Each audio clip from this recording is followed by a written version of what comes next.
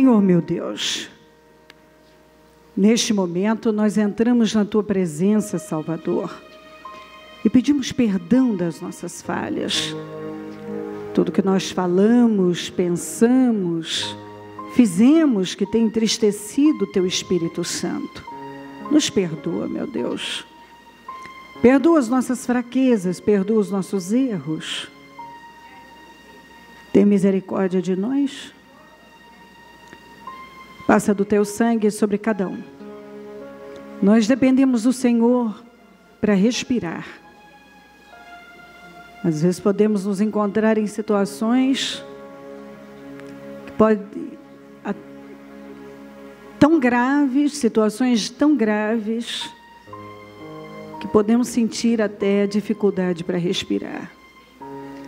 Mas lá vem o Senhor e nos dá o ar, nos dá a força, nos cura, nos restaura, nos renova e nos ajuda a prosseguir.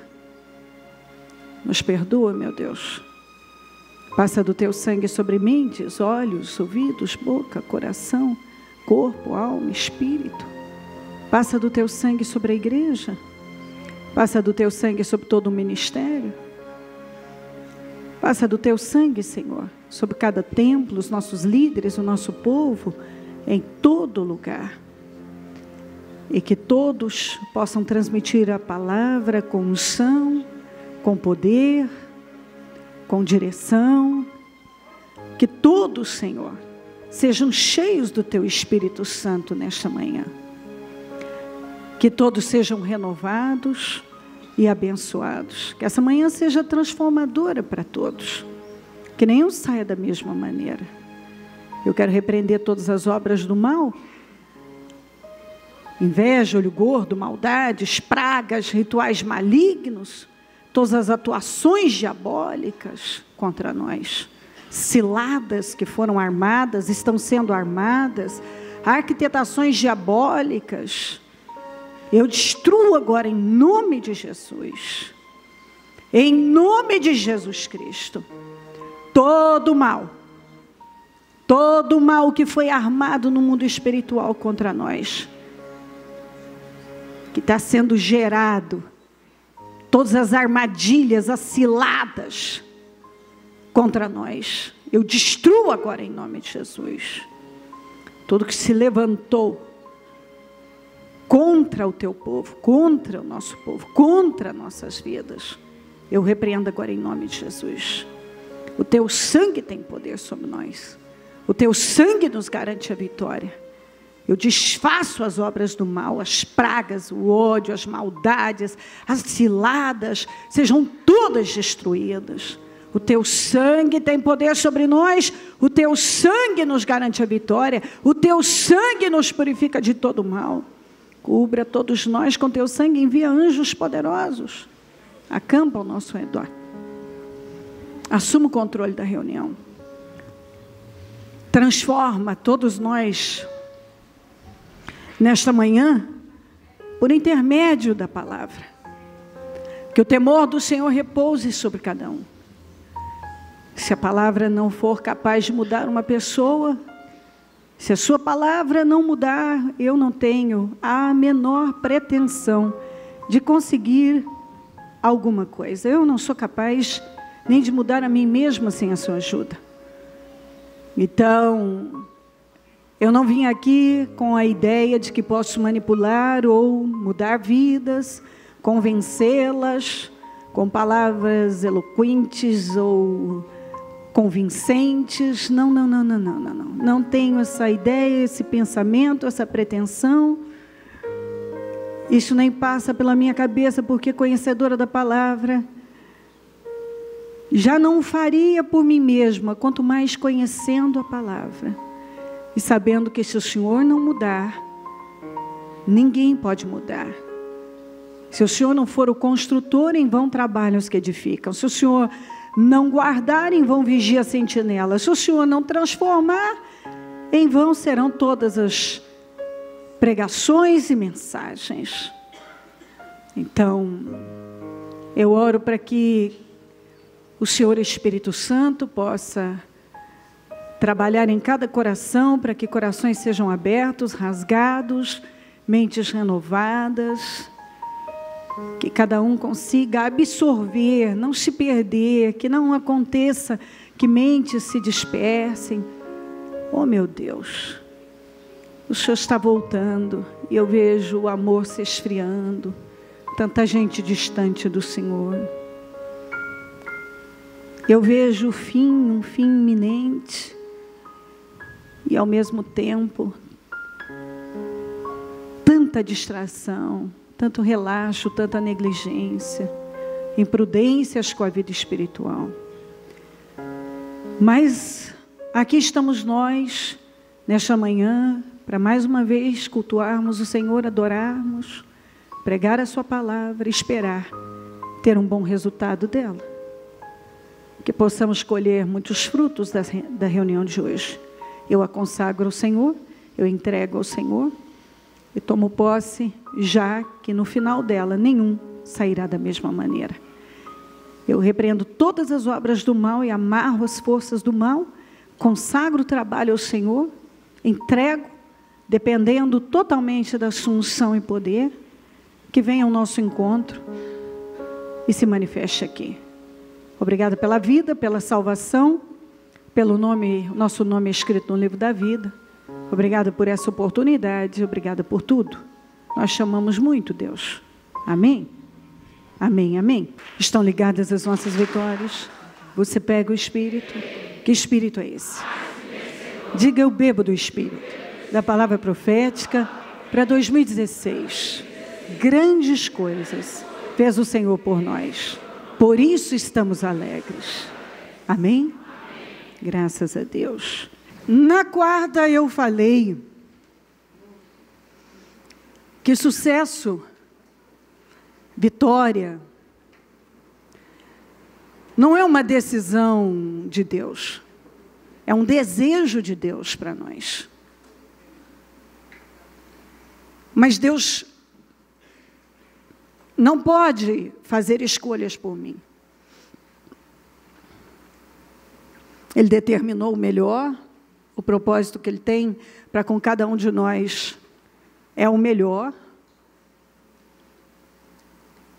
Mas a vitória da sua vida, o sucesso da sua vida, não é uma decisão de Deus. Não é uma decisão divina. É um desejo. A Bíblia é um livro de decisões.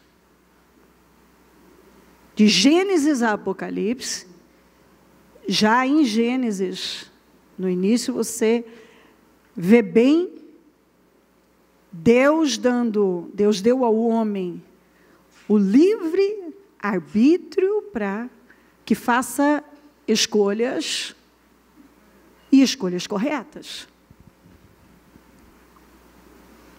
A Bíblia é um livro de decisões. O tempo todo você encontra ali possibilidades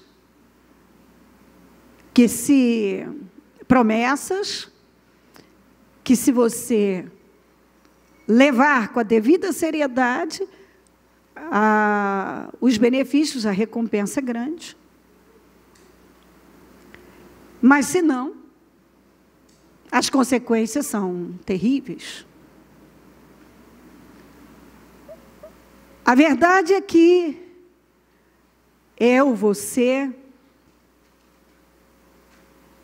você não se torna aquilo, eu não me torno aquilo que eu sou ensinada, mas aquilo que eu creio. Sem dúvida nenhuma, cada pessoa é aquilo que acredita. Eu posso passar uma vida ensinando você, ensinando a minha casa, ensinando pessoas,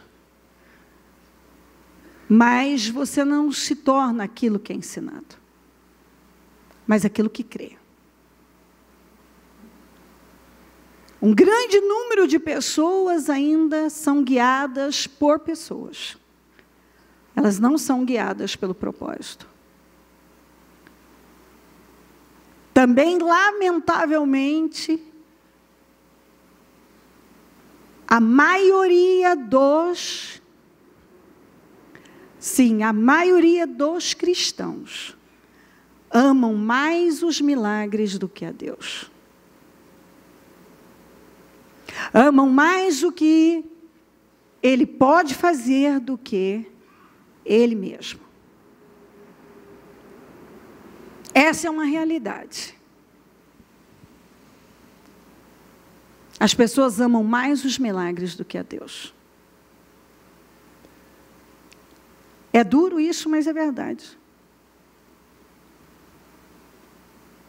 Elas seguem mais pessoas do que o propósito da vida delas. E elas estão o tempo inteiro buscando algo que elas possam viver. Elas querem viver por algo. Mas a verdade é que nós somos ensinados pela palavra de Deus a morrer. É mais forte que isso. Porque a Bíblia diz que se você perder a sua vida, você vai ganhá-la. Paulo disse, viver é Cristo e morrer é ganho. Paulo disse em Romanos 1,14, que ele era devedor,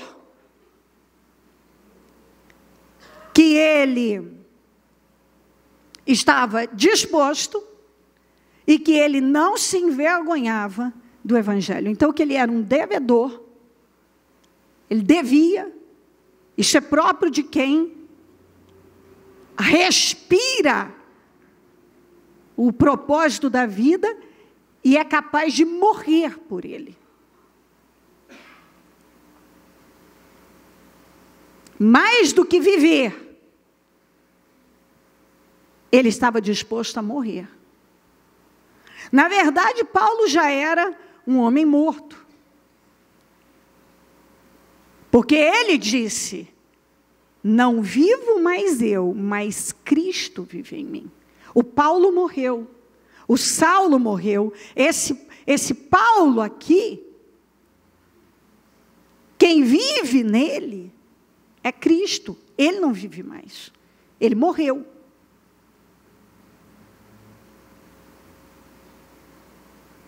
Ele se apresentou como esse homem, um homem morto. Um homem que era capaz de morrer.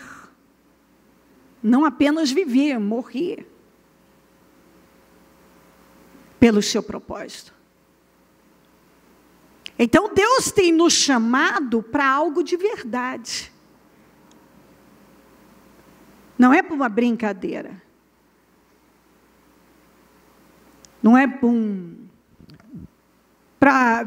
para que você viva alguns momentos e... Bom, você veio à igreja, você cantou, bateu palmas, ouviu uma palavra, foi embora. Paulo disse, eu sou devedor, eu estou disposto e eu não me envergonho. Quando uma pessoa realmente está no propósito da vida dela, quando ela, como é que você sabe que uma pessoa aceitou o que Deus tem para ela? Quando realmente ela tem uma vida com Deus, quando ela chega num ponto de morrer por aquilo. Viver por aquilo é mais fácil do que morrer por aquilo.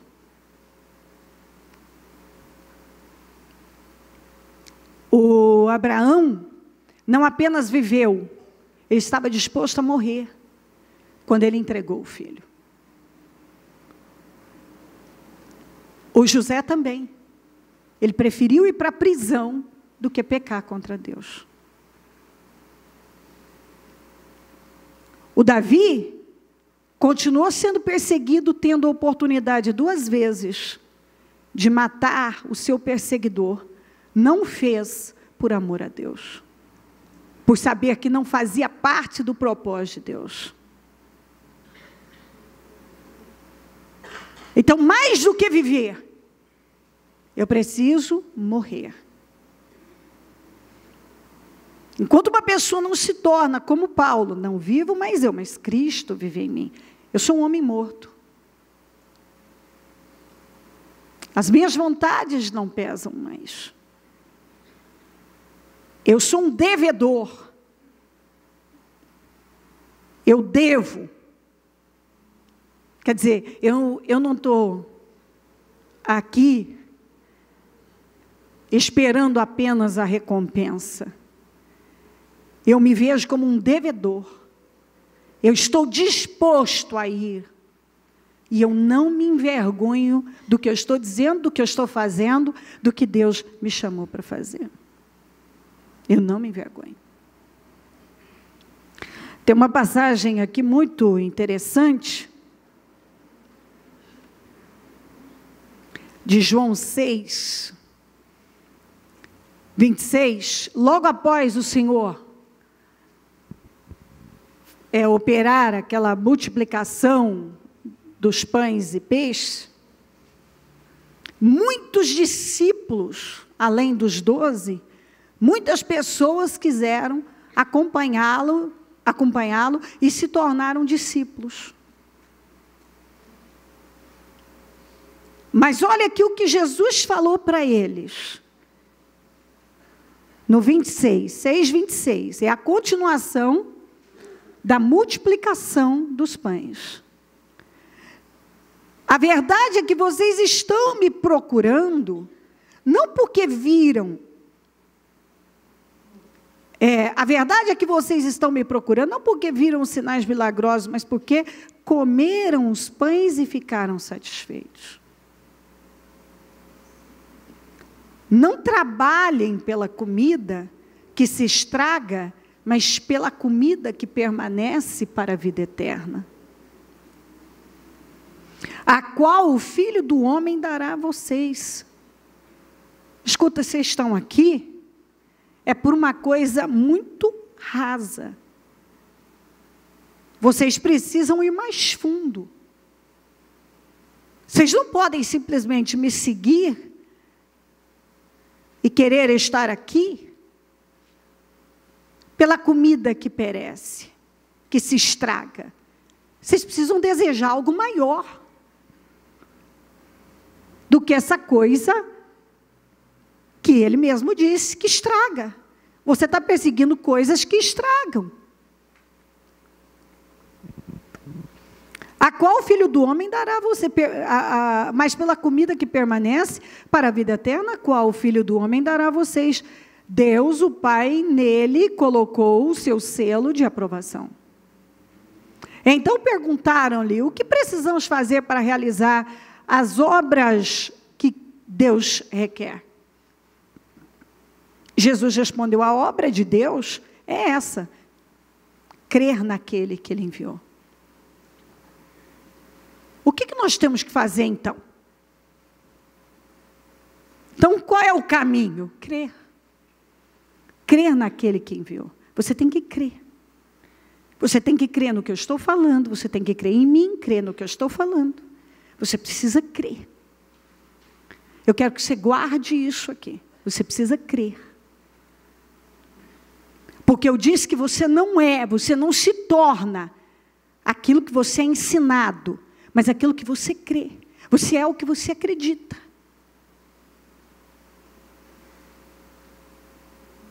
Se você não acredita realmente na palavra, você não vai mudar.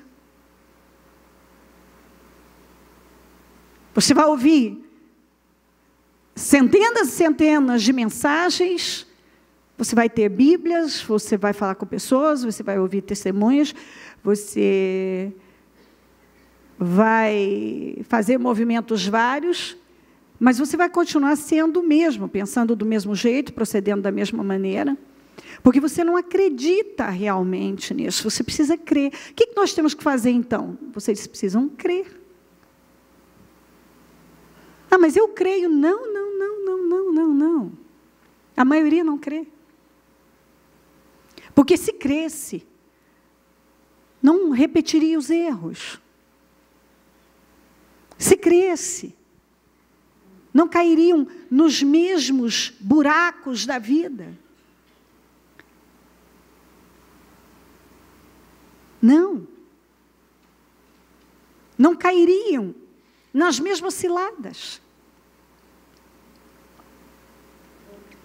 Jesus respondeu: a obra de Deus é esta, crer naquele que ele enviou. Então perguntaram-lhe: que sinal milagroso mostrarás para que o vejamos e creiamos em ti? Que farás? Aí Jesus deu uma lavada neles, que eu não vou ler tudo aqui, mas você pode ler depois em casa. Jesus foi falando com eles. O quê? Vocês querem sinais? Você precisa de mais algum sinal? Vocês não precisam nem de palavra, nem de pregação, nem de sinal, nem de milagre, vocês não precisam de nada. Vocês precisam decidir crer no que vocês já ouviram e viram. Vocês não precisam de nada novo.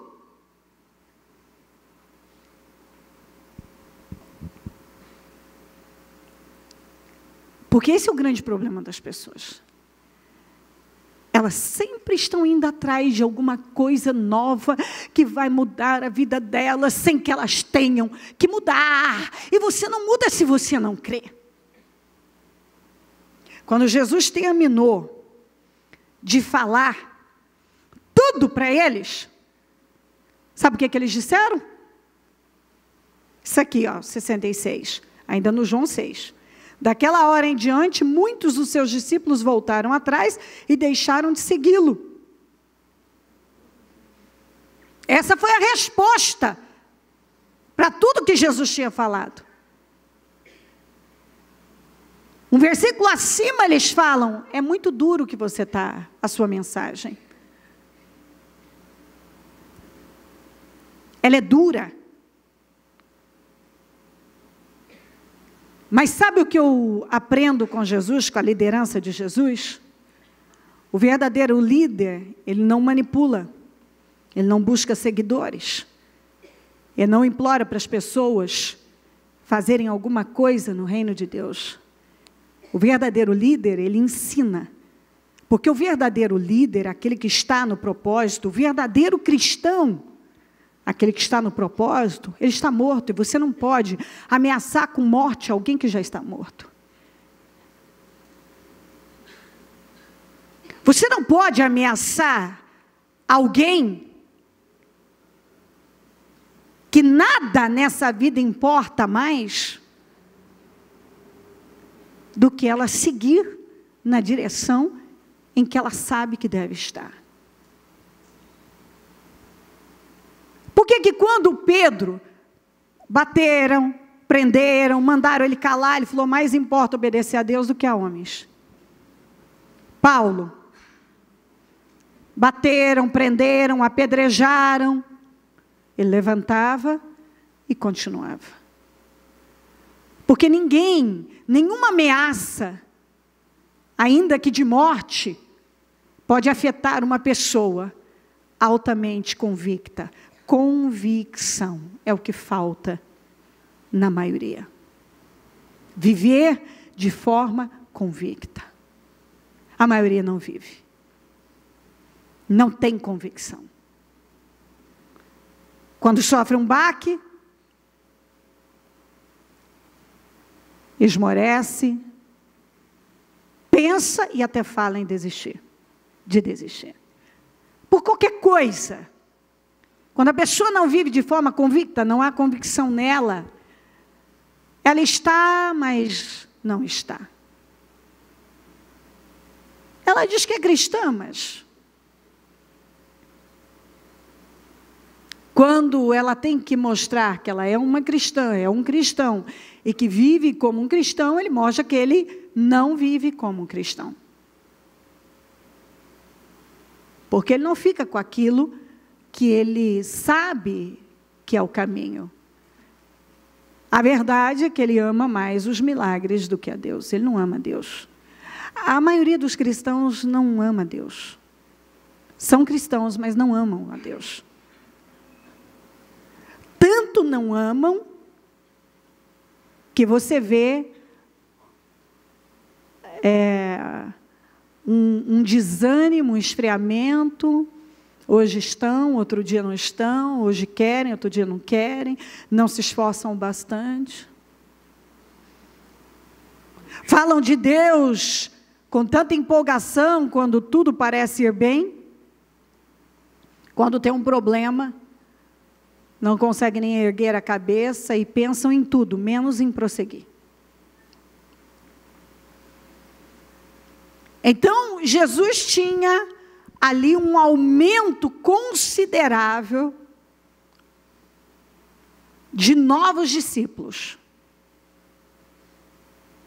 Um aumento, cresceu. É como se, a igreja cresceu. Olha quanta gente, de um momento para o outro, eu operei o milagre da multiplicação. Agora, olha quanta gente agora quer trabalhar comigo. Quando ele falou, quando ele liberou a mensagem, sem se preocupar, eles disseram, é muito dura, e desistiram e foram embora. Sabe o que Jesus fez? Quando ele perdeu praticamente 70% ou mais da sua igreja ali,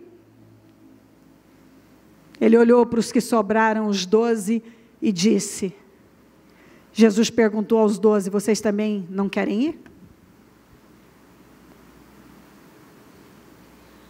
Vocês não querem ir também? Pode seguir. Aí Pedro falou, não, mas para onde a gente vai? Só o Senhor tem a mensagem de vida eterna? Sabe o que Jesus estava dizendo? Se eu não inspiro vocês, não estou conseguindo inspirar vocês, se a minha palavra não transforma, sigam um caminho. Quando Jesus os chamou, ele não implorou, ele disse, venha. E eles vieram. Vieram porque quiseram, ficaram porque quiseram. Logo após, ele fez uma reunião com eles e disse o que ia acontecer, que ele ia morrer.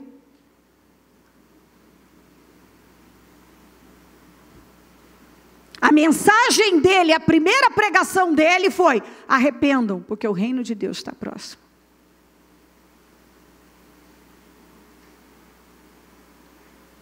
Você vê que ali havia um homem convicto, totalmente convicto, que veio ao mundo com convicção, vivia com convicção e levava as pessoas a viverem dessa forma.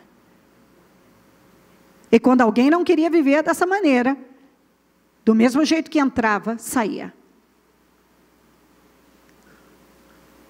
Eu não encontro uma passagem na Bíblia, Jesus implorando as pessoas para ele abençoá-las, ou para elas ficarem, ou para elas mudarem. Ele pregava a palavra com convicção. Ele nunca teve problema com o pecador. Os problemas que ele teve, todos eles vieram de religiosos, de gente arrogante, que não sabia o que era propósito, que não estava disposta a nenhum sacrifício verdadeiro. Essas pessoas é que não suportavam aquele homem que não tinha ameaça ou perseguição capaz de abalar a sua fé, porque você não pode ameaçar e afetar alguém que vive de forma convicta. Você ameaça de morte alguém que já está morto? Morto para si mesmo? Que não tem medo de nada disso? Foi a mesma coisa com João Batista. Ele não pregou só para as multidões, para as pessoas pobres, comuns. Ele pregou para os soldados. Ele pregou para a elite, ele pregou para o governo. E quando ele falou das coisas erradas que estavam acontecendo na casa de Herodes, ele foi preso e depois assassinado. Mas em nenhum momento, aquela ameaça ou aquela prisão fez com que ele retrocedesse ou mesmo desistisse da sua posição, temesse, porque João também era um homem morto. João era um homem que não apenas viveu com propósito, ele morreu com propósito. E antes de mesmo ser morto, ele já tinha morrido.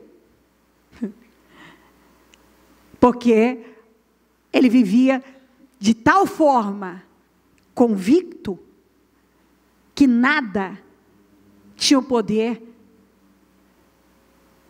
de intimidá-lo. Nada. Nada. Nada tinha o poder de intimidá-lo. Porque havia convicção lá dentro.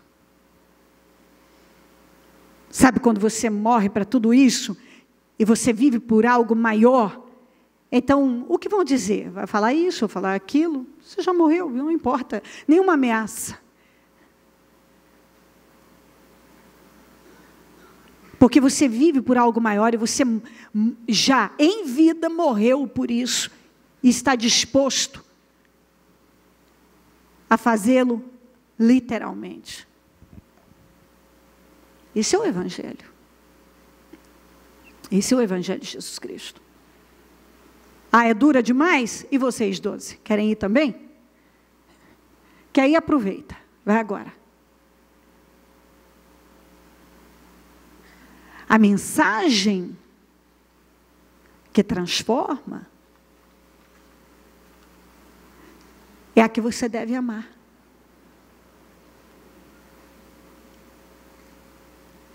Uma mensagem que te toma de tal maneira que leva você a viver para aquilo e a mudar radicalmente o curso da sua vida. Mas se você não crer, se não há convicção em você, então, você nunca vai se tornar aquilo que você é ensinado se você não crê. Você se torna aquilo que você crê, aquilo que você acredita, aquilo que passa a existir de forma convicta dentro de você. Enquanto isso não acontece, você é ensinado, é ensinado, é ensinado, é ensinado. Você é ensinado e é ensinado. Você ensina a sua família, você ensina a seus filhos. Se eles não crerem, ele não vai se tornar o que ele é ensinado, mas o que ele crê. Você não se torna aquilo que é ensinado, mas aquilo que crê.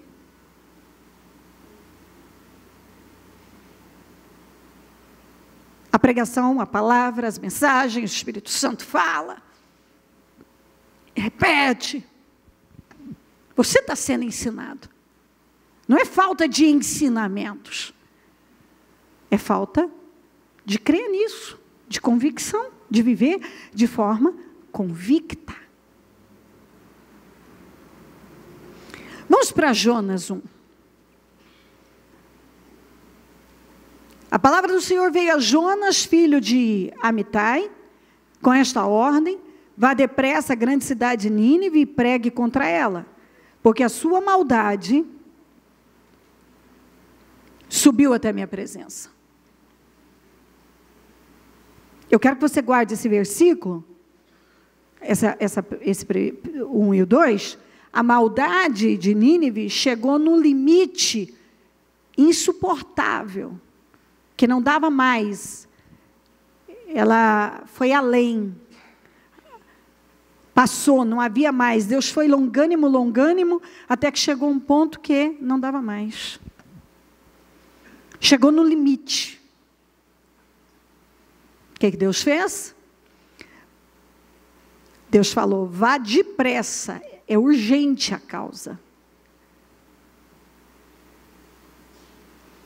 a grande cidade de Nínive, e pregue contra ela, porque a sua maldade subiu até a minha presença. Mas Jonas fugiu da presença do Senhor, dirigindo-se para Tarsis, desceu à cidade de Jope, onde encontrou um navio, que se destinava àquele porto, depois de pagar a passagem, embarcou para Tarsis, para fugir do Senhor.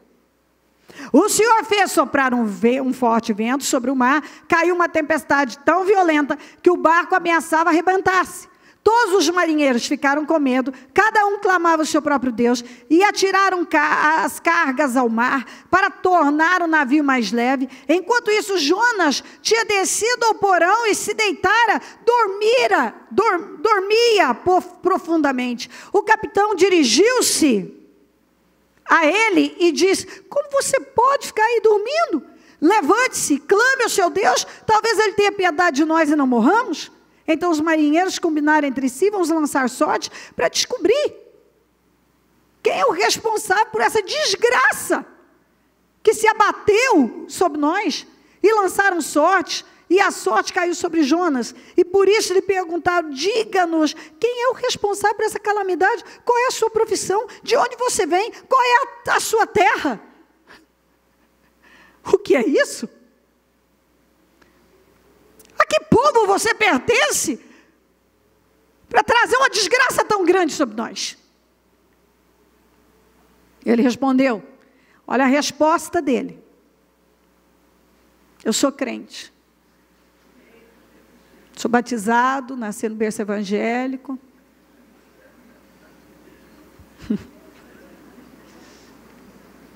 Ele respondeu: eu sou hebreu, adorador do Senhor.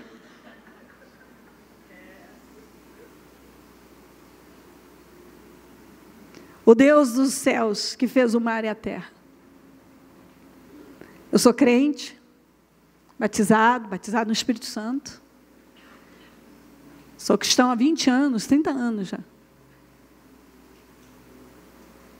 Tenho todos os dons. Já sou profeta, sou ministro. Até prego. Ixi. Quem você é? Eu sou hebreu, adorador do Senhor. O Deus dos céus, que fez o mar e a terra. Então, peraí. Como é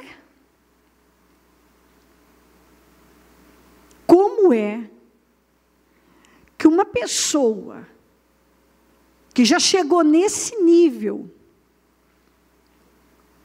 de conhecimento, de experiência, digamos assim, tão graduado na fé, simplesmente compra uma passagem, vai para uma outra direção, que é a direção oposta, do outro lado de Nínive, e assim, na certeza, e com certeza havia uma certeza de que ia ficar por isso mesmo, Deus vai esquecer, vai relevar. Então, peraí, ele era um profeta. Ele era adorador do Deus vivo. Ele era tudo isso. Quantas vezes ele entregou a palavra do Senhor? Quantas vezes ele leu as Escrituras? Quantas vezes ele entregou mensagens? Não sei, mas não deve ter sido poucas. Então a palavra serve para o outro, mas não serve para ele. O que Deus falou com ele não precisa ser levado a sério. Só o que Deus falou com os outros que deve ser levado a sério. A palavra serve para todo mundo, mas não serve para mim. Eu posso passar por cima do que Deus falou comigo, eu posso tomar um rumo errado, eu posso fingir que não foi comigo, eu posso ignorar tudo, que vai terminar bem, Deus vai esquecer, vai ficar por isso mesmo. Então eu volto a dizer, esse homem vivia por convicção? Não. Não havia convicção nele. E mais, longe de já ter morrido para o seu propósito, de estar disposto a morrer pelo seu propósito, pelo propósito da sua vida.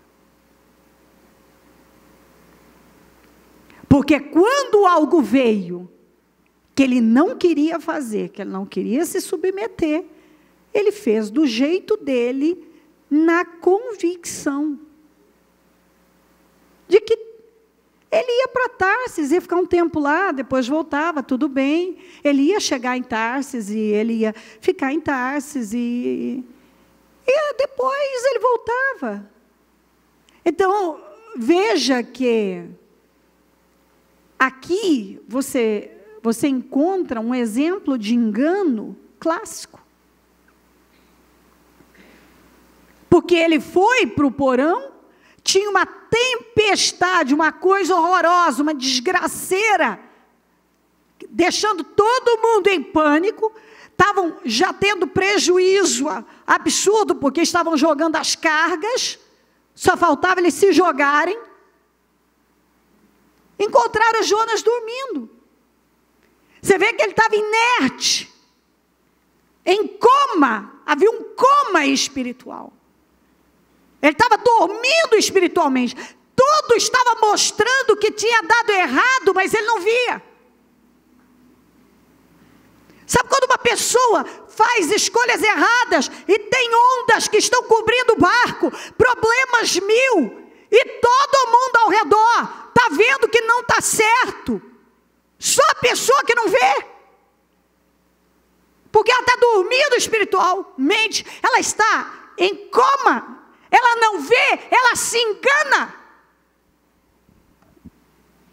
A vida dela está uma tragédia, e ela não consegue ver. A vida dela está uma bagunça, e ela quer fingir que não está, que não é com ela, que ela pode continuar caminhando para a direção oposta que Deus tem falado. Ela pode fingir que não é com ela, ela pode continuar lá inerte, dormindo no porão da vida. Todo mundo está vendo o tamanho da desgraça, só ela que não vê. Essas são as lutas do Senhor, o diabo.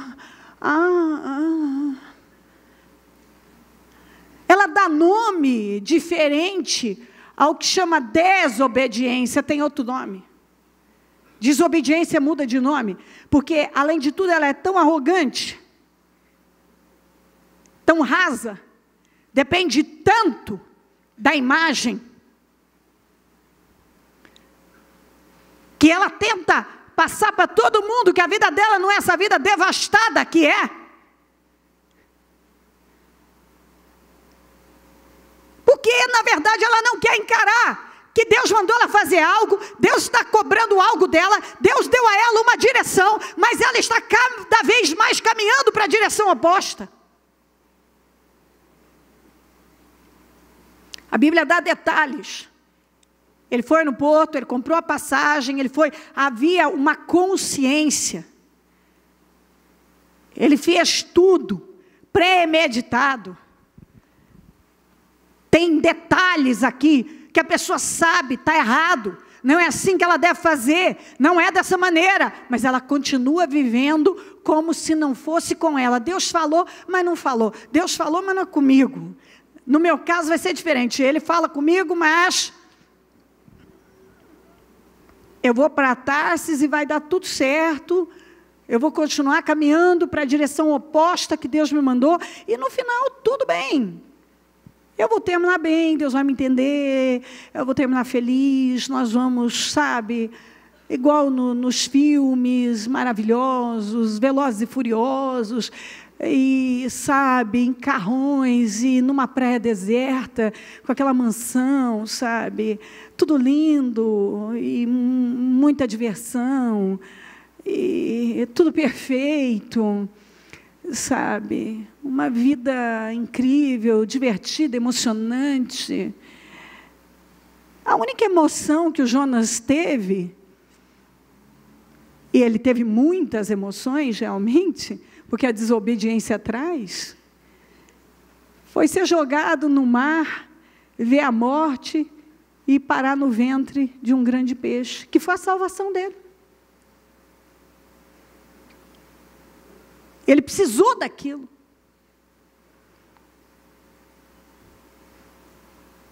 E uma coisa muito interessante, que eles perguntaram, ficaram apavorados com aquela situação, o que nós temos que fazer? E eles não queriam jogar o Jonas ao mar. Mas quanto mais eles resistiam em manter o Jonas no navio, mais a tempestade piorava, mais a fúria, havia uma fúria que só cessou e foi imediato quando eles jogaram Jonas ao mar. Eu creio que isso aqui tem lições 1000 para a vida da gente. Não adianta você poupar o Jonas, porque quando Deus decide tratar com o Jonas, ele tem que ser jogado ao mar. E é a salvação da vida de pessoas como Jonas é se encontrar no ventre de um grande peixe, ou seja, numa situação de prisão mesmo, que ele não pode sair de lá, porque senão ele não vai parar. Quando uma pessoa é inconsequente, ela é desobediente, só tem uma saída, algo bem drástico precisa acontecer para fazê-la parar, para fazê-la pensar. Ela precisa se encontrar num beco sem saída, no vento da baleia, numa prisão, numa situação assim terminal, para que ela pense. Aquela baleia, aquele grande peixe ter engolido Jonas, foi a salvação da vida dele, porque ele estava realmente descontrolado. Somente uma pessoa descontrolada espiritualmente faz o que o Jonas fez. Ouve uma coisa de Deus e faz outra. Ouve uma coisa de Deus e faz outra. Tudo por quê? Porque eu não gosto dos indivíduos. Não importa, sentimentos. O que moveu Jonas? Sentimentos. O que move as pessoas para a direção errada? Sentimentos. Não importa qual, sentimentos. Eu não gosto dos ninivitas, eles foram maus com Israel, e eles merecem a destruição, eu não vou pregar para eles, eu quero o fim deles, e tal. Eu não gosto disso, eu não gosto daquilo, eu não quero ficar sem isso, eu não suporto isso. É sentimentos, abre o leque, qualquer sentimento. Por sentimentos, por causa dos sentimentos, as pessoas vão se desequilibrando, se descontrolando na vida, e fazendo escolhas que vão devastar com a vida delas. Escolhas que vão arruinar com a vida delas. O Jonas não tinha todos os ensinamentos? Tinha. Ele não era o sujeito que Deus ia usar para pregar arrependimento para aquela turma de pecadores terríveis? Sim. Mas ele não cria. Não havia convicção dentro dele. E é tão claro isso, porque se ele realmente conhecesse a Deus, ele saberia. Se ele realmente acreditasse na palavra de Deus, como ela é, ele não tomaria um outro rumo, que ele saberia, ele lá dentro dele, ele com certeza, eu vou me dar mal. Eu não posso fazer isso. Por que as pessoas fazem o oposto do que Deus está falando, que as mensagens vêm? Porque elas não acreditam que é assim mesmo. Elas não acreditam. Elas estão ouvindo. Para com os negócios ilícitos. Mas é um descontrole, elas não conseguem. O dinheiro fácil. Elas se habituam a viver daquele jeito. E elas acham que elas nunca serão pegas. Até um dia elas estarem numa situação, talvez até irreversível. Elas se encontram. Muitas se encontram. Não sei quantas pessoas que nós já acompanhamos, muitas pessoas. Eu, ao longo da minha vida, eu não sei quantas vezes nós recebemos notícia de pessoas que foram presas por negócios ilícitos. Eu tenho uma história longa no Evangelho, e eu acompanhei muitas histórias de pessoas que a palavra não foi o bastante. Deus teve que mexer com as circunstâncias delas.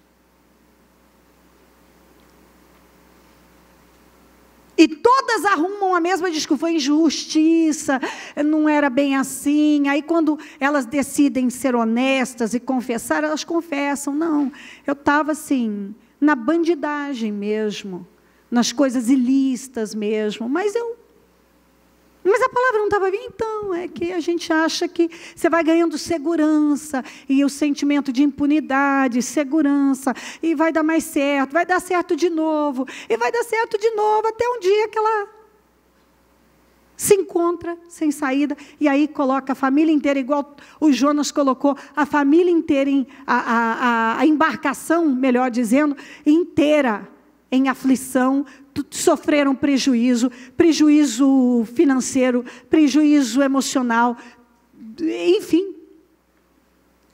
Porque pessoas como Jonas não vai sozinho, né? Ele leva pessoas com ele. Ele vai levando a família. Você vai ouvindo a palavra, mas ela não entra. Quantas pessoas que, descontroladas na imoralidade, destruíram com seus casamentos, destruíram com as suas vidas. Também, quantas que eu, infelizmente, tive a tristeza de ver a pessoa presa por causa de imoralidade. Mas por quê? A pessoa vai fazendo a imoralidade, seja ela qual for, da maneira que for, é contrário à palavra, se torna um vício. Ela é viciada em pornografia, viciada em sexo, viciada na conquista, viciada, ela é como se ela não pudesse viver sem aquela conquista, e o diabo convence ela que ela sempre vai se dar bem. Mas a palavra está avisando. A palavra está avisando. Eu me lembro de uma moça, essa em especial. Ela queria Deus, mas ela queria a bagunça. E numa dessas situações, essa moça pegou um cara louco e ela viu a morte. Ela não sabe como que ela escapou daquele rapaz. Ela viu a morte. Ela viveu todo tipo de humilhação. Ela viu a morte. Ela viu a morte. Foi machucada, foi... Mas assim, nada na vida dela era o bastante para colocar um limite nela. Até que ela se viu no ventre da baleia. Até que ela se viu, quando ela viu a morte, o desespero dela foi tão grande, que ela só saiu daquilo porque ela gritava por Jesus e dizia: me tira dessa que eu vou mudar, me tira Jesus, me tira, me socorre. E ela tem consciência de que foi Deus que tirou ela de lá. Um outro caso eu já contei aqui de um filho de um pastor pai dele era pastor. E esse rapaz se perdeu no mundo e se perdeu na criminalidade. E começou a mexer com traficante, com gente da pesada. E o sofrimento, a vergonha daquele pai era muito grande.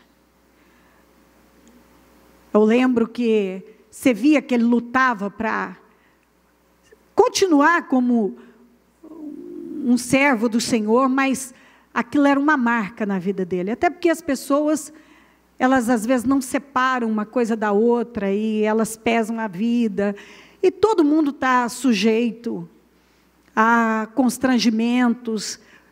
E muito mais, quem lida com o Evangelho sofre ataques absurdos. E numa das vezes, Deus já vinha livrando aquele rapaz e tal, e a palavra vinha, ele melhorava, aí ele perdia o controle, voltava, melhorava, voltava, porque o dinheiro era rápido, era fácil e tal, até que um dia, eu não lembro os detalhes, eu só sei que ele foi levado para um lugar assim, um matagal, que não tinha ninguém para salvar. Muito distante. E parece que tinha 6 ou 7 pessoas armadas com o revólver na cabeça. E ele, quando ele viu que ele ia morrer, que ele estava amarrado, jogado lá, amarraram os pés, os braços, amordaçaram, largaram ele lá e colocaram a arma, só que eles não atiravam, só iam falando, porque lá dentro dele ele pedia, pelo amor de Jesus, ele falava, Jesus me socorre aqui agora. Ele estava no ventre, ele viu a morte, ele estava dentro do grande peixe, e ele fala que não tem explicação, porque o lugar que eles estavam era impossível. De repente eles ouviram um carro, a sirene de um carro de polícia, e os caras tiraram, vão fugir, e não sei o quê, e foram e largaram ele lá, daquele jeito, e foram embora. Ele nunca viu esse carro da polícia, diz que naquele lugar não tinha como aquilo, e ele saiu livre daquilo. Depois eu ainda participei de uma reunião que ele testemunhou e depois não sei como é que foi a vida dele, depois não sei mais, mas até então ele tinha aprendido e se voltado para Deus depois daquela situação. A gente fala sobre dízimos e ofertas.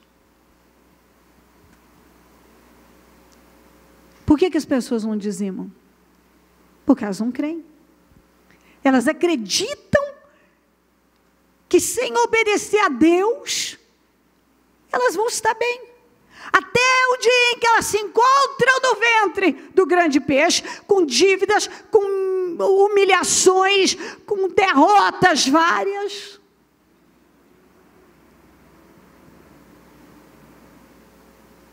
Aí elas correm, quando elas não veem mais saída, para fazer aquilo que elas deveriam estar fazendo desde lá. Mas não fizeram. Não deram importância. Nenhuma. O Jonas era um profeta já. Mas a palavra de Deus para ele não tinha peso.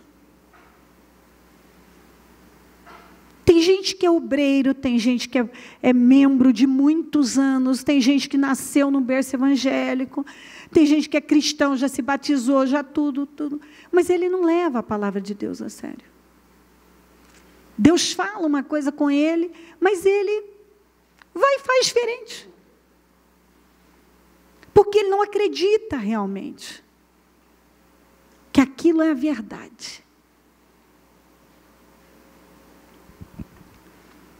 Bom, eles não tiveram saída. E eu aconselho todo aquele que tem um Jonas no seu barco, joga ele logo, deixa ele viver o que ele tem que viver com Deus, porque senão ele te leva junto. Ah, bispa, mas é meu filho, é meu marido, eu tenho dó, bispa, não tenha dó não. Eles tiveram dó, pena, não jogaram, e aquilo foi piorando. Se esforçaram, a Bíblia diz, ao invés disso, ao invés de jogarem ele ao mar, ao invés disso, os homens se esforçaram ao máximo para remar de volta à terra, mas não conseguiram, porque o mar tinha ficado ainda mais violento. Aí não tiveram saída. Tiveram que jogar. Quando jogaram, ele viu a morte. Deus providenciou aqui no 17, o Senhor fez com que um grande peixe engolisse Jonas. E ele ficou dentro do peixe 3 dias e 3 noites. Ali foi quando ele teve o encontro com Deus. Aqui, ó, 2:1. Dentro do peixe, Jonas orou ao Senhor, o seu Deus. E disse, em meu desespero, clamei ao Senhor, e Ele me respondeu, do ventre da morte, por socorro, gritei por socorro, e ouviste o meu clamor. Jogaste-me nas profundezas, no coração dos mares. Correntezas formavam um turbilhão ao meu redor. Todas as tuas ondas e vagas passaram sobre mim. Eu disse, fui expulso da tua presença. Contudo, olharei de novo. Agora eu quero que você grife isso aqui. Passou um filme na minha cabeça, eu vi tudo. Olha o que eu fiz da minha vida. Eu fui expulso da tua presença. Contudo, olharei de novo para o teu santo templo. Por que ele disse, contudo, olharei de novo? Porque ele não estava olhando. Porque ele estava, mas não estava. Sabe quando você está em corpo, mas não está em espírito? Sua cabeça não está lá, seu espírito não está lá. Porque se a sua mente não estiver, você não está realmente lá. Você vai estar onde a sua mente estiver. Se a sua mente está aqui, você está aqui. Se a sua mente não está aqui, você não está aqui. Quando você dobra o joelho para orar com Deus, se a sua mente está ali naquela oração, então a sua oração está subindo. Se ela não está ali, ela não está. Você sempre vai estar onde a sua mente estiver. Agora, eu fui expulso, mas contudo olharei de novo. Porque ele não estava olhando. Olharei de novo para o teu santo templo, porque ele não estava olhando para Deus. Ele não estava ouvindo a Deus. Ele era um profeta. Então ele era um crente, ele era um evangélico. Ele estava lá, ele estava na igreja, ele estava no meio, mas ele não estava olhando para Deus. A palavra de Deus não tinha importância para ele. Não tinha. Sabe, algumas perguntas as pessoas precisam fazer. O que eu estou fazendo da minha vida? Bom, se a palavra não importa para mim, o que eu estou fazendo aqui nessa reunião? Jonas, espera aí, então. Para que eu sou profeta do Senhor se eu não ouço o Senhor?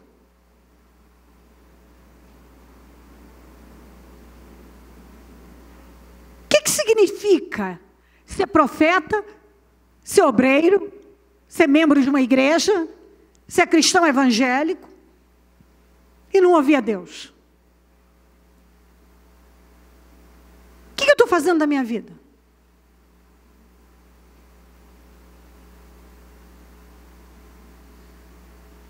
Então, se eu venho à igreja para nada, eu não ouço a palavra, ela não entra, eu não pratico, eu não olho para Deus, eu saio, eu sou a mesma pessoa.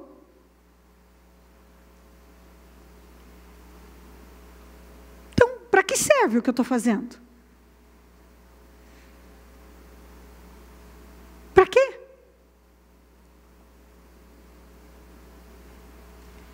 As águas agitadas me envolveram, o abismo me cercou, as algas marinhas se enrolaram em minha cabeça. Imagina o desespero. Mas esse aqui, ó, eu fui expulso da tua presença, contudo, olharei de novo, olharei, porque aquilo dependia dele. Olharei de novo para o seu santo templo. E aí ele foi falando.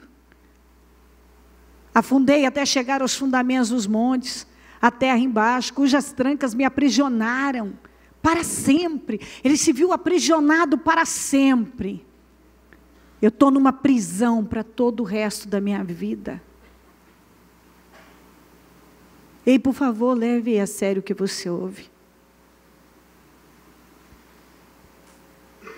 Mas tu trouxeste a minha vida de volta, da sepultura, o Senhor, ó Senhor meu Deus, porque Ele viu a morte. Quando a minha vida já se apagava, eu me lembrei de Ti. Por que as pessoas precisam chegar num ponto de ver a morte, para se humilharem diante de Deus e tomarem então a decisão?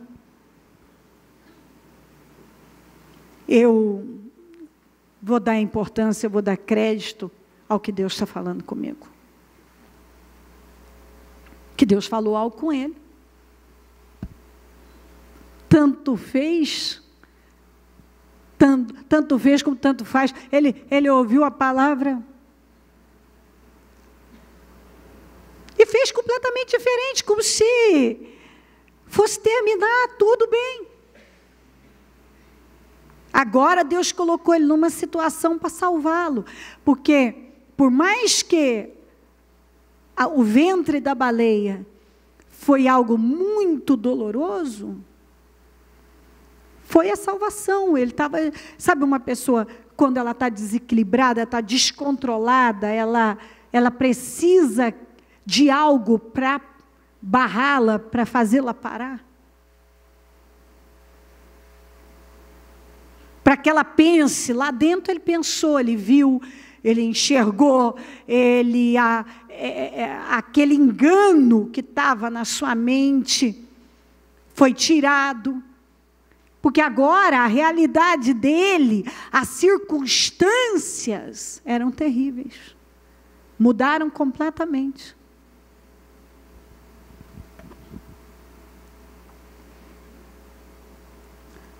Quando a minha vida já se apagava, eu me lembrei de Ti, Senhor, e a minha oração subiu a Ti, ao Teu santo templo. Aqueles que acreditam em ídolos inúteis desprezam a misericórdia, mas eu, com um cântico de gratidão, oferecerei sacrifício a Ti.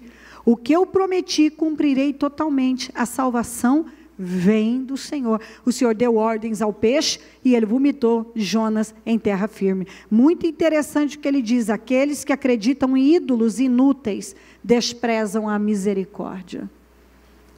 Aí alguém, normalmente o evangélico, ele já diz assim: não, mas eu não sou idólatra. Escuta, o povo evangélico, um grande número, é tão idólatra e feiticeiro como todas as religiões pagãs. Tão idólatras quanto. Quando Deus não ocupa o lugar na vida de uma pessoa, aquilo que está ocupando se torna um ídolo. E quando se coloca algo no lugar de Deus, você está desprezando a misericórdia. E isso vai ser inútil para a sua vida. Tudo que você coloca no lugar de Deus, seja dinheiro, seja um relacionamento, seja qualquer coisa, isso vai se tornar inútil. Quando você mais precisar, isso não vai poder te socorrer. Quando Jonas mais precisou, só Deus pôde socorrê-lo. A sua autossuficiência e inconsequência, talvez a sensação de impunidade, que ele tinha o controle, nada teve poder para guardá-lo e defendê-lo. Você tem que entender isso. Na hora que você troca Deus por causa de sexo, por causa de bebida, por causa de mentira, por causa de dinheiro, por causa de um sentimento, sei lá pelo quê. Quando você vai mais precisar, isso aí não vai te socorrer. E quando você faz isso, você está desprezando a misericórdia. Deus está tendo misericórdia de você e você está desprezando. Deus está tendo, você está desprezando. Deus está tendo, você está desprezando. Porque você está agarrado a algo inútil. Quando você se agarra a algo inútil, Deus está tendo misericórdia de você, você está desprezando. Deus está tendo, você está desprezando. Quantas pessoas que, se não fosse Deus, elas nem vivas estariam mais? No entanto, elas continuam agarradas a alguma coisa inútil, desprezando a misericórdia. Deus tem misericórdia delas hoje, tem amanhã. Deus vem tendo, mas elas estão desprezando. Agarradas a alguma coisa inútil, com raiva de alguém, alimentando ladainha, tudo que é próprio de quem ainda não está morto. Não vivo mais eu, mas Cristo vive em mim. Quando você morre e Cristo passa a viver em você, a sua postura na vida é outra. A maioria nem viver, quanto mais morrer. Por Deus, pelo propósito da vida. Nem viver, quanto mais morrer.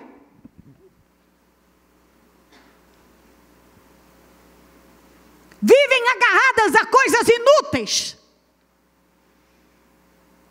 Vivem. E desprezando a misericórdia. Deus tem misericórdia, elas desprezam. Deus tem, elas desprezam. Deus tem, elas desprezam. É um livramento aqui, é outro ali. É a palavra que vem em cada mensagem.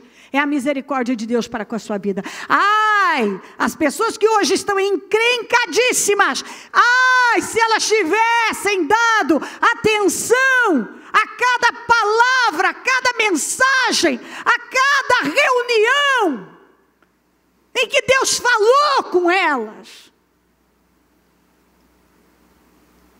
Mas elas desprezaram a misericórdia de Deus vinda, que Ele mandou por intermédio daquela mensagem, daquela pregação, daquela ajuda.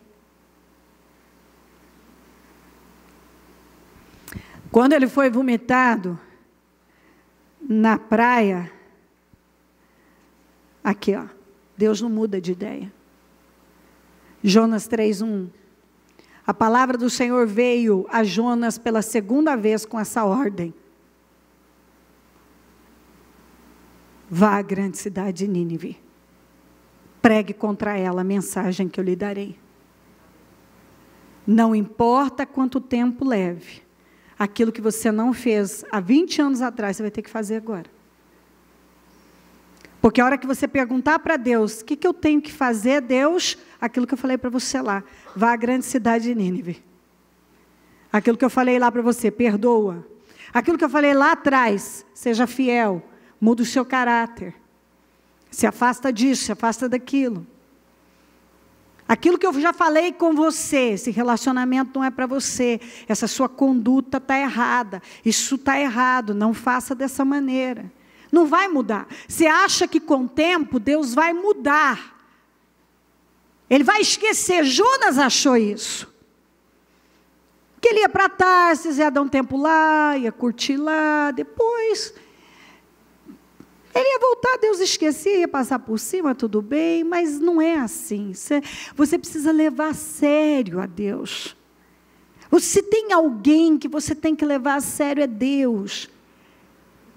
Leve a Deus, leve Deus a sério. Leva a palavra de Deus, se Deus leva a palavra dele a sério, ele não passa por cima da sua palavra. A palavra dele é mais importante do que qualquer coisa, está acima até do seu próprio nome, porque ele não passa por cima da sua palavra. Você acha que se o próprio Deus não passa, você vai poder passar? Você acha que o Deus que disse, o céu e a terra passam, a minha palavra não passa?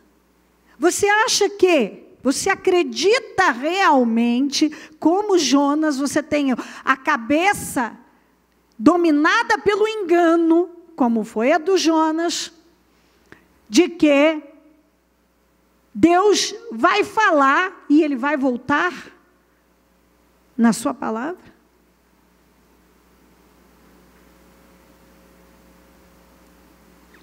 Ele te dá uma ordem e depois você não quer. Não quero fazer, eu não dou conta, é muito difícil, e sabe, e eu sei, Deus é amor, é misericórdia. Não. Não seja, não viva como um estúpido uma vida inteira. Eu apelo, busque sabedoria, não viva como um estúpido uma vida inteira. Isso é o mínimo que uma pessoa pode fazer por ela, não é por ninguém, por ela.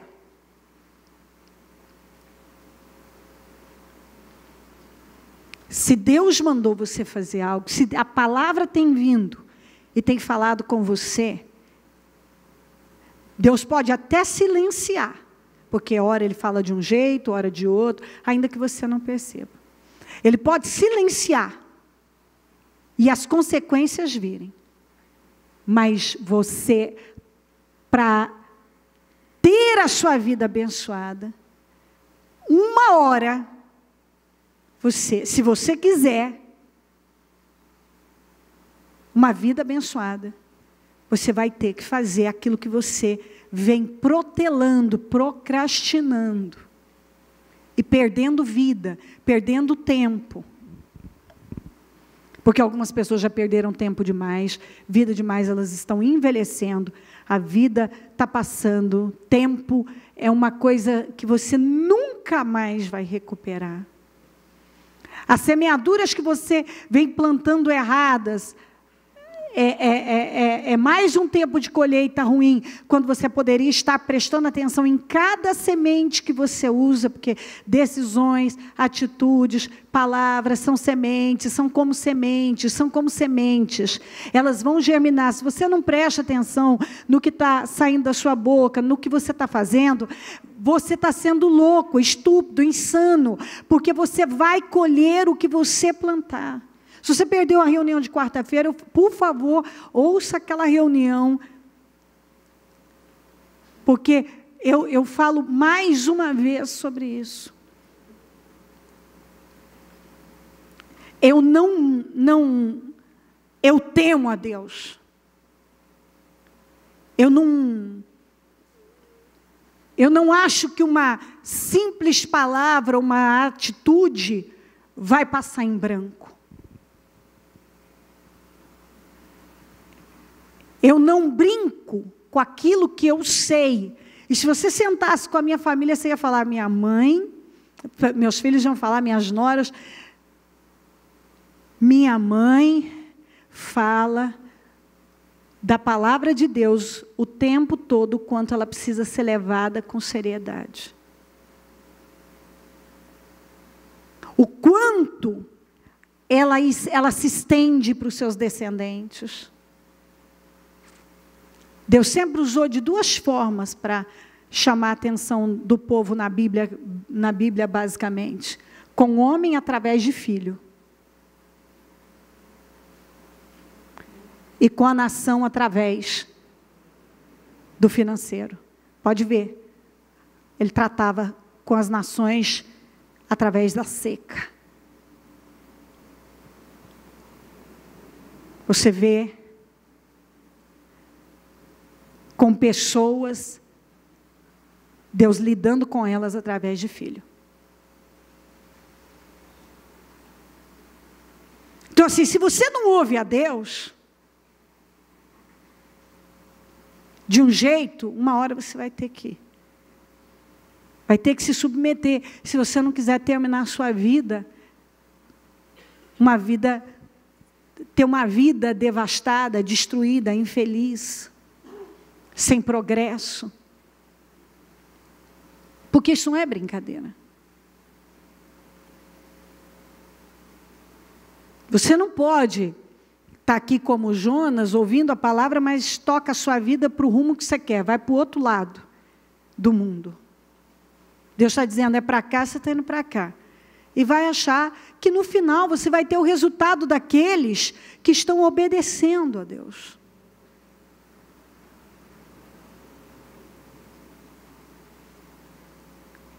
A chave para todas as coisas é a obediência. Até o fim, se a pessoa não entender de uma maneira, ela vai acabar tendo que entender de outra.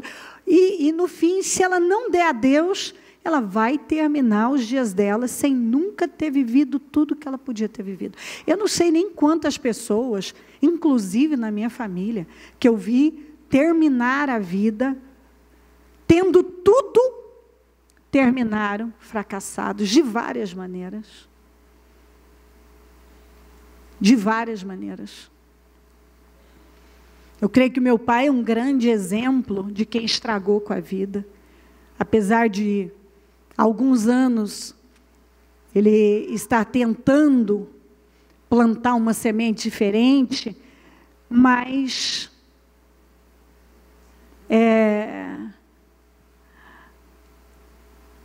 ele brincou, né? Ele passou a vida arriscando com a vida dele, jogando com a vida dele. De forma inconsequente. Ainda que eu vejo que ele tem uma postura otimista, você vê que ele luta. Mas jogou a maior parte da vida dele fora. Tudo com coisas inúteis, desprezando a misericórdia.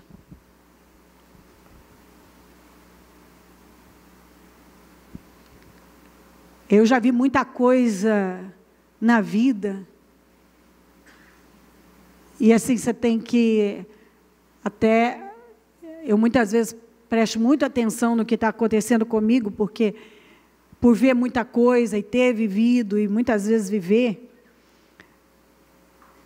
você tem que trabalhar mesmo uma esperança e continuar tendo um olhar correto para a vida, porque se você não trabalhar dessa maneira, por exemplo, algumas pessoas, a exemplo do Jonas aqui até então, mas outras até piores do que o Jonas, a palavra vai, mas ela bate e volta e não afeta em nada. E você olha e pensa, como pode? Essa pessoa está ouvindo a mensagem, a palavra de Deus, que é a coisa mais forte e poderosa, não existe nada mais poderoso, e não impactá-la, e ela continuar sendo a mesma pessoa. Que sentido tem isso? E você vê vidas devastadas, eu não sei nem quantas que eu já vi devastadas, completamente destruídas. Por quê? Porque Deus falou uma coisa, elas fizeram outra.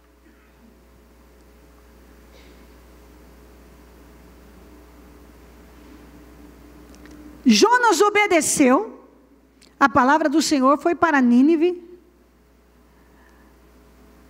Era uma cidade muito grande, sendo necessários 3 dias para percorrê-la. Jonas entrou na cidade e a percorreu durante um dia, proclamando: daqui a 40 dias Nínive será destruída. Os ninivitas, olha isso aqui, foi de pronto. Assim, de imediato. Ele pregou um dia. Você vê que isso é fascinante. Enquanto o próprio profeta não cria no que ele mesmo falava, aquelas pessoas perversas, que eu pedi para você guardar aquele primeiro versículo, o pecado tinha chegado no limite.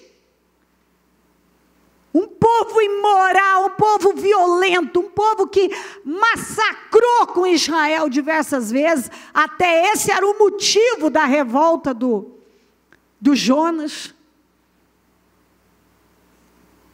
Ele queria a destruição deles. E é interessante isso, porque eu quero que Deus tenha misericórdia de mim, mas não quero que Deus tenha misericórdia miserável pecador. Isso acontece demais dentro do meio evangélico. Deus tem que ter misericórdia só de mim, não tem misericórdia do resto. Deus tem que ter misericórdia de mim. Quando o outro comete um erro, ai. Como eu disse, Jesus não teve problema com o pecador. Eu nunca tive problema com o pecador. Os pecadores se buscaram a minha ajuda e falaram palavras amáveis. Todos os problemas que eu tive foram com religiosos, com crente.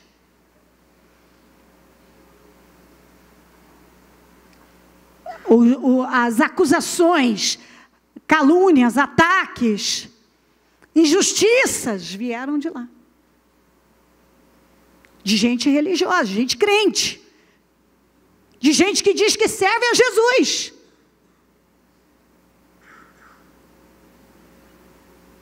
O Jonas recebeu uma palavra de Deus, era profeta.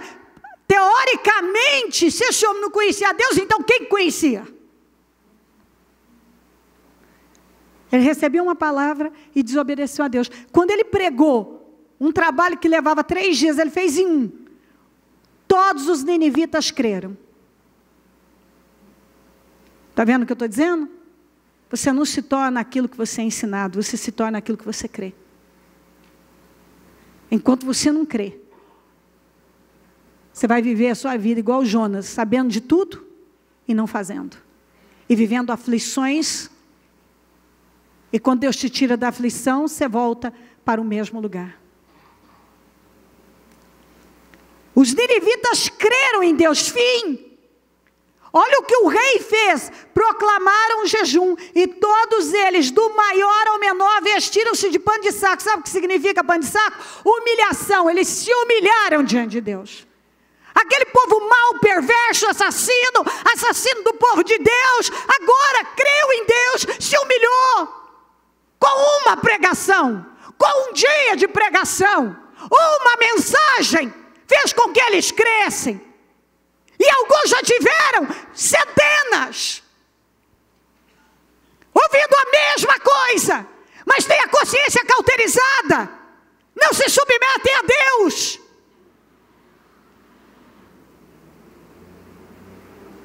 E depois, tem alguns que ainda, eu não sei porquê, que a minha vida não muda. Eu não sei. Eu também não sei.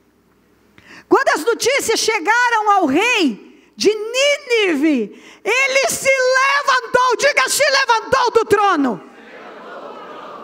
Aqui esse homem era o líder deles. Então ele era o pior de todos. Quando a pregação chegou até ele, que aquele lugar seria destruído se eles não se arrependessem, ele imediatamente se levantou do trono,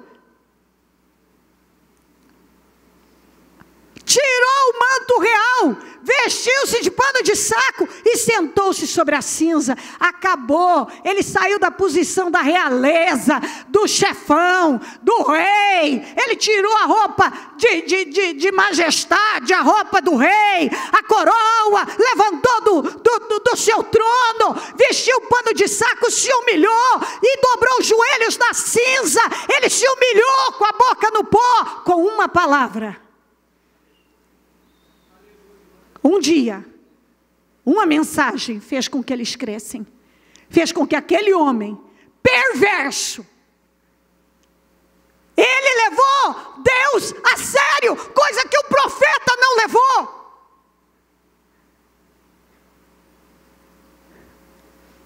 Quantos cristãos, quantos obreiros, quantos cristãos de anos que não levam Deus a sério, não dão importância à palavra de Deus. E às vezes uma pessoa que está assim no lamaçal do pecado, como estavam os ninivitas, acredita, não, Deus é sério, Deus está falando sério. Quando eles disseram, se arrependam, Quando Jonas disse, se arrependam, porque senão vocês vão ser destruídos, o rei levantou do trono e disse, isso é sério.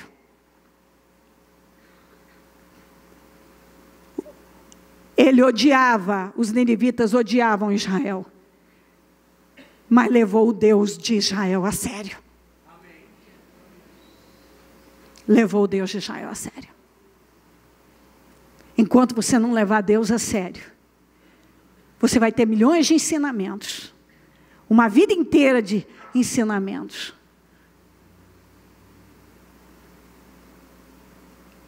E nada de resultado, nada de progresso, nada de sucesso. Porque a palavra não te afeta. A palavra afetou os ninivitas. O que não afetou, o profeta afetou. Aqueles que ele queria que fossem destruídos. Então, fez uma proclamação em Nínive. Fizeram um decreto, por decreto do rei e de seus nobres, não é permitido a nenhum homem ou animal, bois ou ovelhas, provar coisa alguma, não comam nem bebam. Quer dizer, todo mundo, até os bois, até os animais, até as criancinhas, todo mundo em jejum. Cubram-se de pano de saco, se humilhem, homens e animais. Ele colocou até os animais, por garantia, né? Excesso de zelo, não vamos deixar nada de fora. Coloca todo mundo em jejum e vestido de pano de saco. Bota todo mundo para humilhar. As vacas, as ovelhas, os bois, os cavalos, os homens, as mulheres, as crianças. Todo mundo vai se humilhar. Isso é levar Deus a sério. Essa atitude está aqui. Eu sei que Deus não está brincando. É isso que ele estava dizendo. Cubram-se de pano de saco, homens e animais, e todos clamem a Deus, com todas as suas forças. Clamem a Deus como? Com todas as suas forças. E deixem os maus caminhos e a violência. Saiu da boca de quem? Do rei. Saiu da boca do rei. Porque o rei levou a mensagem a sério, a palavra de Deus a sério. Olha assim, olha o que o rei concluiu, olha o rei que era perverso, ímpio. Talvez Deus se arrependa e abandone a sua ira e não sejamos destruídos. Talvez, ele disse, vamos lutar. Quem sabe a gente consegue isso aí. E ele não nos destrua. Tendo em vista o que eles fizeram, digo o que eles fizeram, não é o que eles falaram. Deus é tudo para mim, Deus é tudo na minha vida. Eu amo Jesus, sabe? Ele é amor da minha vida.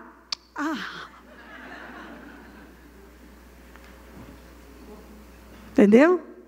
Mas na hora de fazer, a pessoa sabe pregar, a pessoa sabe falar, ela sabe fazer caras e bocas, ela levanta a mãozinha, ela é tão espiritual.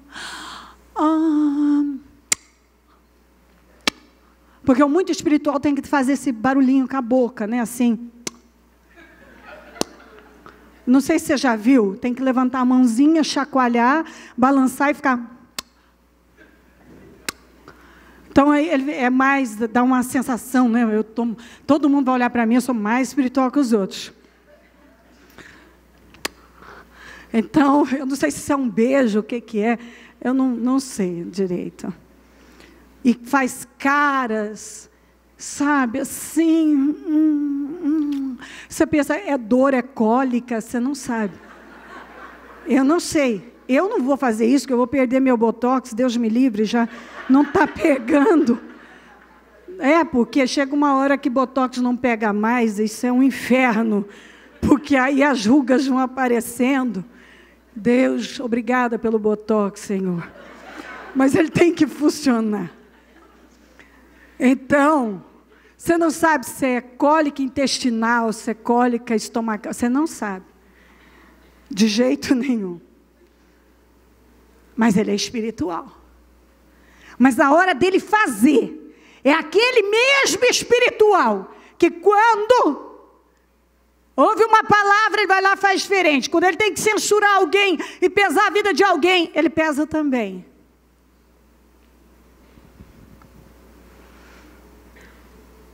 Talvez ele se arrepende e abandone e não sejam destruídos. Tendo em vista o que eles fizeram, diga, eles fizeram.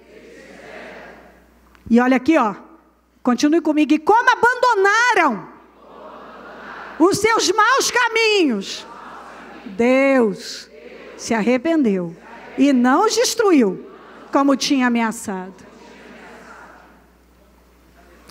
Eles fizeram o que Deus mandou, eles abandonaram os maus caminhos. Eles abandonaram os maus caminhos. Eles fizeram do verbo fazer, fazer, fazer. Eles fizeram. Eles abandonaram,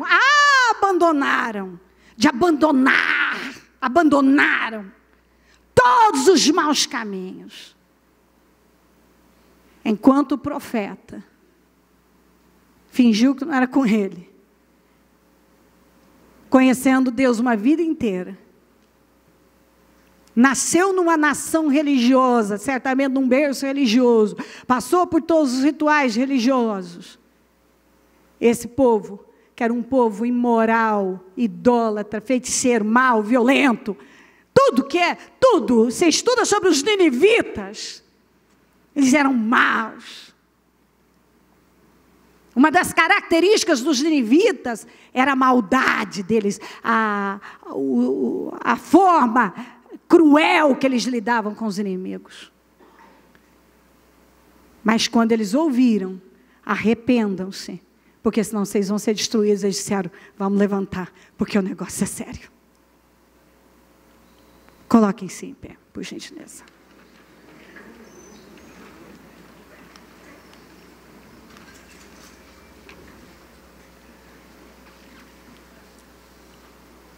Com a sua mão no coração.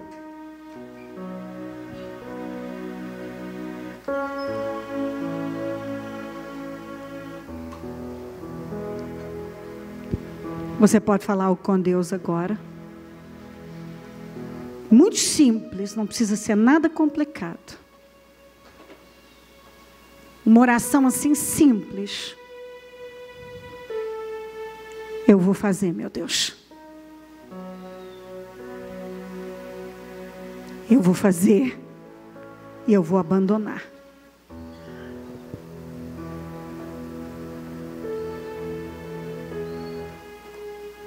Eu não apenas vou viver, eu vou morrer.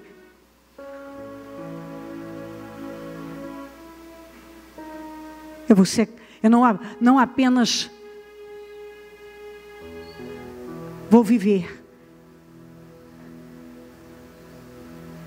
mas eu vou morrer, se necessário for. Mas o Senhor vai ser a prioridade da minha vida.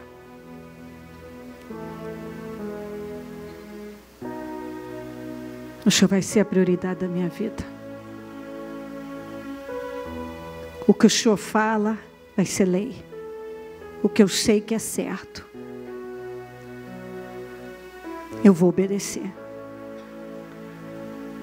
Talvez você já esteve em algum momento, talvez ainda não, talvez já, no ventre de um grande peixe, uma situação desesperadora. E nem assim, depois você temeu.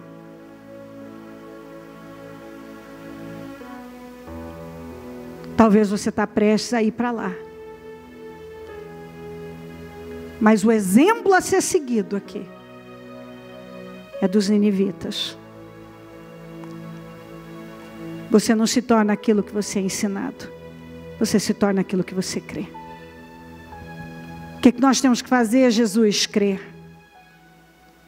O que é que os ninivitas fizeram? Creram. que cada um de nós temos que fazer? Crer que a palavra de Deus é a verdade. E obedecê-la radicalmente. Senhor, que cada um se vista dessa palavra e que uma transformação esteja acontecendo aqui. Se a sua palavra não mudar, ninguém pode mudar ninguém. Eu prego a sua palavra porque eu não tenho pretensão nenhuma de afetar com a minha pessoa, mas com a sua palavra. A sua palavra tem o poder de mudar. Então que ela esteja mudando mentes e corações, vidas aqui. E que nenhum saia daqui da mesma maneira que entrou.